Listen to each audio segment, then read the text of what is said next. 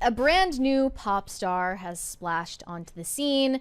Her name is Jessie Murph. She is a 20-year-old singer from Alabama, and she just released her sophomore album, which is called Sex Hysteria. And I think that name is quite apt for the conversation that is surrounding her at the moment. She just appeared on The Tonight Show with Jimmy Fallon and performed her new song 1965, which is trending all over TikTok right now. It has very controversial lyrics, and feminists are not liking it. They're not. So I don't want to play it for you because we're not going to get copyright today, but we can play the video of her performance. You can kind of get the vibe she's going for here. She has this giant beehive hair. She looks like Priscilla Presley. This was half of Fantastic Four, which was just women with Chanel and big hair. Super 60s aesthetic. Why is she not wearing shoes? That doesn't look sanitary. I don't know what's going on with this backup dancer here, but, he's giving it his all. Like, if I was that guy, that's what I'd put on, like, the front of my Twitter giving post. It his all. I don't know who this guy is, but he's giving it his all. Yeah. Do you want to explain the lyrics? Right. For context, she is now claiming that this song, 1965, is a satire piece from a feminist perspective. However, feminists disagree, and they think that she is backpedaling on the message. Oh, you think... Now that it's receiving backlash. They think that she originally was being honest about this. Yes. And now that feminists are like, bah, bah, bah, bah, you're not allowed to like shit, that she's like, psych, I was just kidding. Yeah, okay. So... It starts saying, my hair is high, coke is cheap, it's a great time to be alive. Studies are now saying that cigarettes are recommended and women belong in the kitchen. Hey, that's relevant to you guys. Did you guys see that WNBA ad that said, let her cook? And everyone's like, somebody's getting fired. And then her first verse says... It's so stupid. We'd go to church on a Sunday, wake up on Monday, you'd go to work and I'd stay home and sing and do fun things. I might get a little slap, but you wouldn't hit me on Snapchat. Don't effing text me at 2 a.m. saying where you at, boy, F you.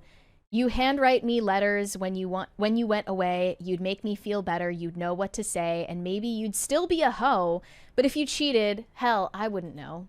Yeah, so the slap part is that is pure feminism, right? That is pure. Oh yeah, all wives yes. in the 1960s were brutally abused by their husbands for burning the casserole. Yeah, sure. And then basically it's saying, I want you to love me like it's 1965. I think I'd give up a few rights if you would just love me like it's 1965. That's the line that people are really taking offense to here. So is this like the modern day version of Bowling for Soup's 1985? They should have somebody from the 80s do a version of 1965 in the tone, because somebody did a 2005 version of 1985. Somebody needs to make a 1960s version of 1985. So they said it's her new song 1965 that is generating the most discourse.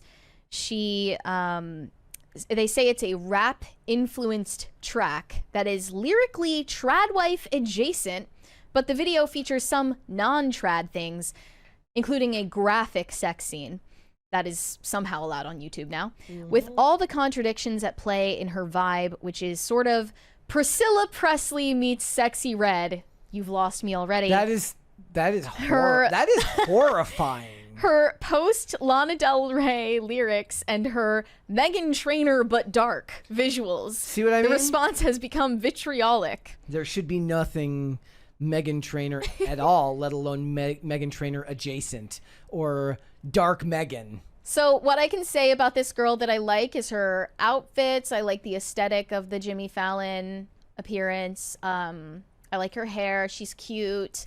The music is ass. And the lyrics are extremely intellectually lazy. I do believe her that it's a satire piece. She is speaking from the perspective of a modern woman who is being mistreated by her boyfriend in current day. And she romanticizes a bygone era in the 20th century where, maybe you had to put up with getting abused by your husband and not having any rights and not being able to work, but at least they wouldn't be fuckboys who are brazenly asking you for nudes on social media. Wait, was her idea here that I know that part, but did she want to work, or was there a part about like not wanting to work in there? She's saying like, you would go to work, I would stay home and have fun. Yeah, see, like that's the real anti-feminism these days, is the women who wake up one day and they're like, there was a time when I wouldn't have had to do this. This is also bizarre. She's obviously, she's 20 years old. She doesn't have an understanding, and none of us have an understanding of what life really was like back then. But she wrote, I would be 20 and it would be acceptable for you to be 40. And that's effed up, I know, but at least you wouldn't drive off before I get in the door. You effing F you.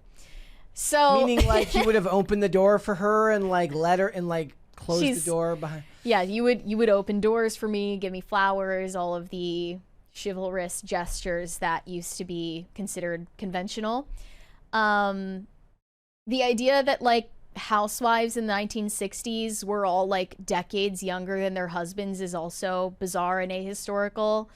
A lot of the song is, and she even makes jokes about that in the last part of the song. It says, I guess Bud Light didn't exist. I guess movies didn't exist. Maybe they did. I'm not sure about the timeline, but I'm sure about you are mine and I am yours. And I'd have 9 daughters and Dirty Dancing wasn't a thing yet. I love that movie. F. We'd read a lot of books. That's the worst thing I've ever heard in my entire life. But Dude, though, to be fair, that's kind of how my brain works. So, like, my brain is that disjointed and scattered. So, on a very deeply personal level, I understand and kind of respect it. But that doesn't mean that what's kicking around in my brain is fit for public consumption. So, on a much smaller scale, Jessie Murph is receiving the same exact kind of backlash that Sabrina Carpenter was receiving for her Man's Best Friend album cover, where she's on all fours. And, you have the obvious defense, which is, I was writing this as satire. I don't genuinely want to give up my rights for a man, to open doors for me. This is a commentary on the patriarchy or whatever. The comments in this are hilarious. But one of the people responding to her claim that this is a satire song said, it's not. You're just embarrassed now. Another one said she's saying it's satire because of how much hate she's getting. I think it's kind of irrelevant whether it's satire or not. This is the same thing I said about Sabrina Carpenter's album cover. If you did satire well, it would land. Yeah. Like, if no one is able to tell that it's satire, I mean, yeah, people are stupid these days, but like, it should be done with more precision than this. And she's also, to make it worse, not even a good singer, in my opinion. Like, if you listen to this song, it's slop. I would be willing to admit if I liked it. It's just so obnoxious, and her tone of voice, I just can't stand it. And it's very, like, Meghan Trainor trying to be Amy Winehouse vibes. Yeah, the top comments is Amy Winehouse already did this. Amy Winehouse is turning in her grave over comments like that. One of the responses from a feminist said, a woman I have never heard of in my life on national television performing a song about how she would give up her rights for a man. Yeah, this is right-wing propaganda. And... well, technically, she's not saying she'd give up your rights. She said she'd give up her rights. Right. I do think that she intended it as satire, as poorly done as it was. However, I also believe that she genuinely meant it. Oh, you think that she meant what she said? Underneath it all, yes. I mean, I doubt she wrote this song anyways. Think somebody else came up with it? Yes. Yeah, she's 20. It's not that intelligent. I do believe that a 20-year-old can write something that stupid. No, my idea is more that, like, there are plenty of Hollywood songwriters whose job it is to write for dumb people. If it were actually a really clever song, I would believe it was written by a committee, but I think this came from her. And I think it is expressing something that we see all the time, which is, women in our modern era bemoaning the consequences of feminism and just like trying to hold it all together. I see, you know, the stay-at-home girlfriends on TikTok. Yeah. And the Pilates wife content and cottagecore. I forgot about cottagecore.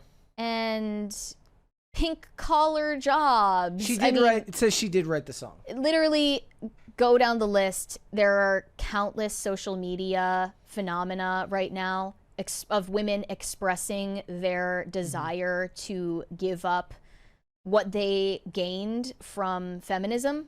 Yeah. In favor of men actually being respectable again.